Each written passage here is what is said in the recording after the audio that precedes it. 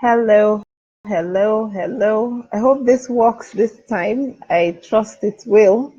I wanted to broadcast earlier, but it didn't work as I wanted, so I'm back on again. My name is Ojugo Ajungwa, and I administrate the community, the Sprout community. We've been doing this, we've been, working on this community for some time now, and I hope, you've been finding value from all we share, all we post, and all of that. So this evening, I just want to do a very quick video, about how to create your MVP. So what is an MVP?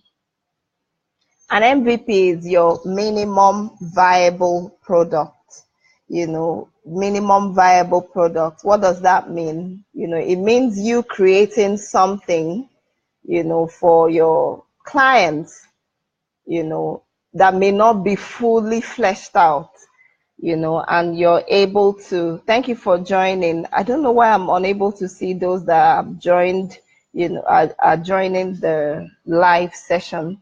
Okay, so like I said, your minimum viable product is, you creating something, even if it's hi, Susie, thanks for joining in. So even if it's not fully fleshed out, you're able to create something that, you could test out, with your audience. I'm always I'm always that type of person that loves researching, and things like that. So the MVP helps every type of business. You could be in any industry, you could just think about your clients, wear your clients' shoes, go into wherever they are, ask questions, find out what do you think you would like us to create for you, not what we would like to create, for our clients. So you want to take out time to poll your clients. If you notice in the group, we constantly poll, to find out, okay, what do you like? What do you, we use all of that to create products and services at the end of the day for our audience. So that was just the beginning. So if you're just joining in, you could tell us about your business. How many products do you currently give your clients? I know Susie does cakes, confectionaries. So how many products do you give your clients? I don't know who the second, okay, the second person should be me. Don't mind me. I've not done a live for a while now. So Susie, how many products do you give your clients? How many variants of what you do? I hope you can hear me. Please share out this video if you're catching it as a replay or you just joined in. Hi, Ezine, thanks for sending a like. Thank you. So if you're just joining in or you're catching the replay, please do share this out, to your peeps or your friends on Facebook. I would really appreciate it. So like I said, how many products do you, give your clients? How many products? No, as in, like, if they look at your roster of products and services, how many things do you give them?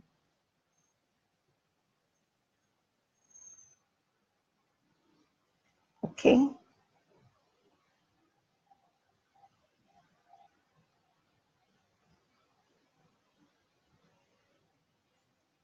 Yes, number of cake types. Do you just do vanilla cakes, or you do healthy cakes, or you do, you understand different types of things, variants.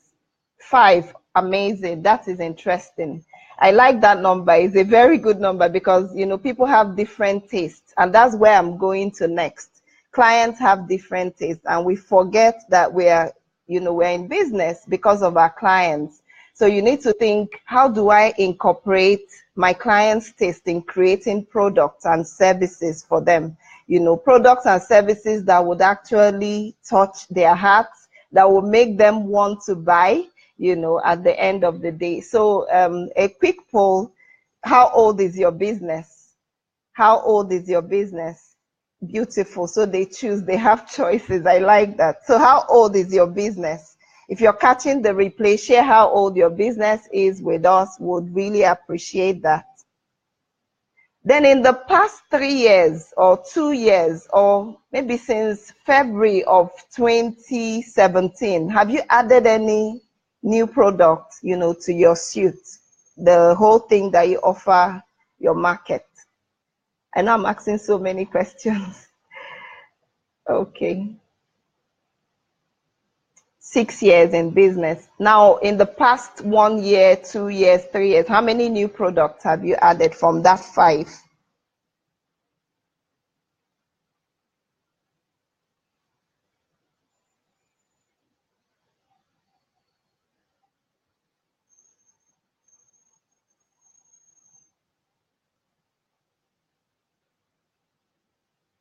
Okay, while I wait for her answer, and all of that, let me just share a quick story. I went to this church. It wasn't my normal church. I was actually late for service. Okay, she added chin chin there only on request. Okay, so this church, I went to it because I was late for my actual service, and I didn't just want to go home, and not fellowship with others. So I entered this church. It was a very good church, but I had never worshipped there before. So when I went in, I saw their pastor carrying a plate. He was just carrying a plate from line to line, and he was like, "What do you have in your plate?" I was like, "What do you have in your plate?" I didn't understand what he was talking about. But when I listened in, because I came in during the sermon time, when I now listened in very closely, he said, "What do you have to offer? What has God given you as talents that you could create products and services for, and someone could actually pay you for your products and services." And he said, the more things you have on your plate, the more relevant, the more prosperous you would be at the end of the day. So I encourage us, from this little story, have as many things as you can manage. I'm not saying do everything, but have as many products and services as you can manage in your business. And that also leads me to the story about Amazon. Like 2 months ago or so, or 3 months ago, the Amazon's video of how he started Amazon, from his, I think, from his basement or something like that. It went viral on the internet, and people were like, "Wow!" But guess what? How did Amazon scale? Hi, Ebere. Thanks for joining in. So how did Amazon scale? Amazon scaled, first of all, of course, he started with books. You could order books on Amazon and it's delivered to you.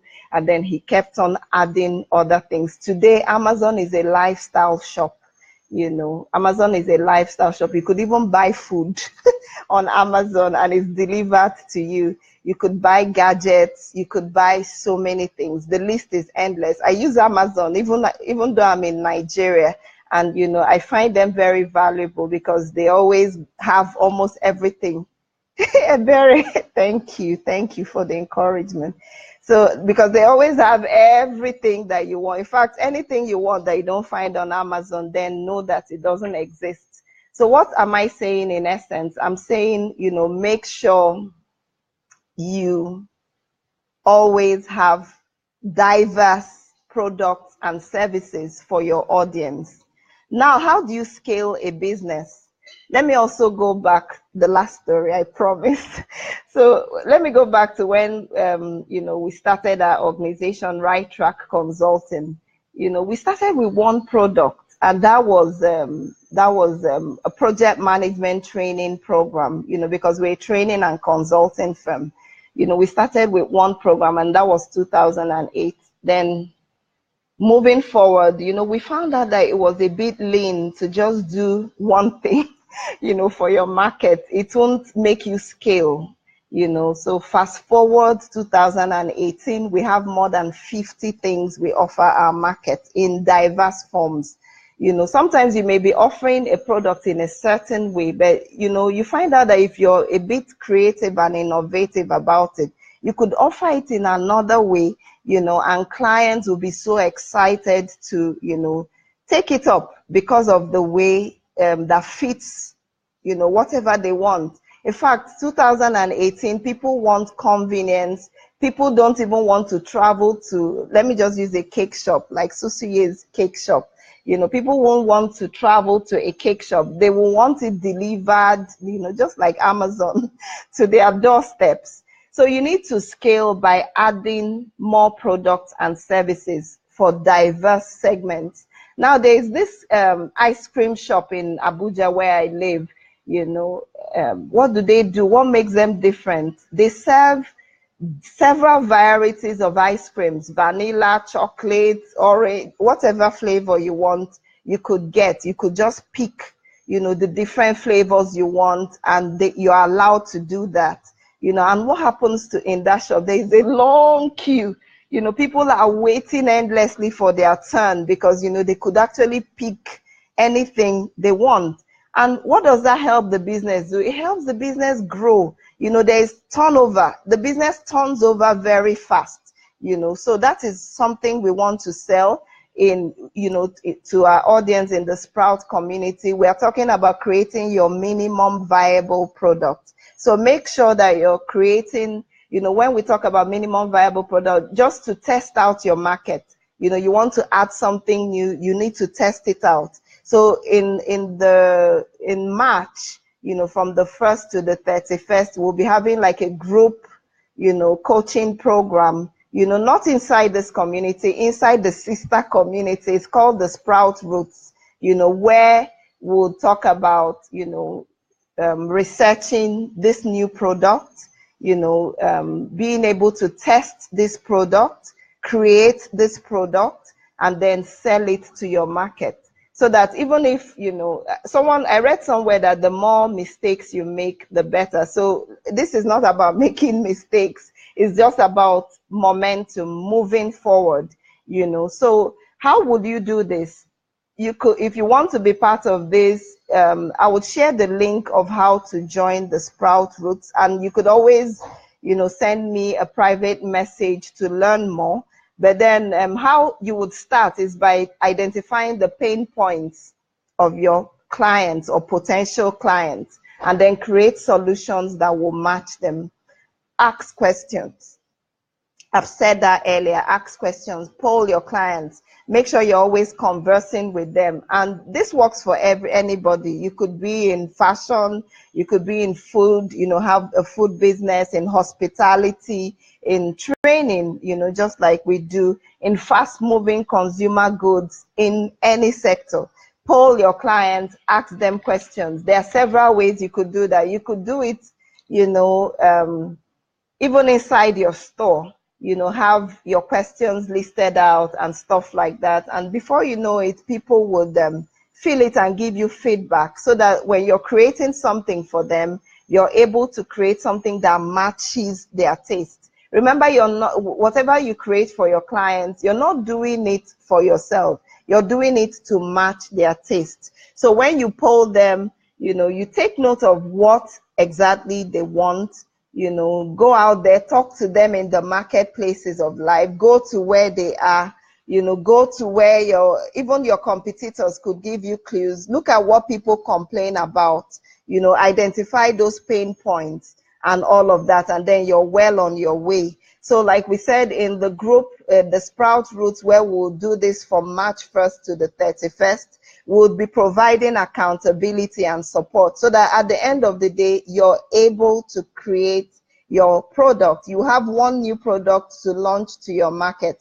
And do you know what? If a business consistently launches new products, what are you doing? You're keeping your business fresh in the minds of the people in your target audience. And the more you're fresh in their minds, the more you're visible, the more they would be attracted to doing business with you. So this is a program for just 10 people. We don't want a large crowd. So if you would like this, I would like you to you know, either email us, let me drop our email address, and, you know, mention that you want to be part of the MVP program in March, you know, so that at the end of the day, you have your products or product. In fact, we won't make this very, how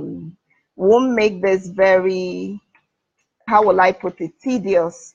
We'll just want to make it to be, you know, easy for everybody to be part of. So it will be just one product. But of course, what you learn from that, sorry, that's not our email, that's a link.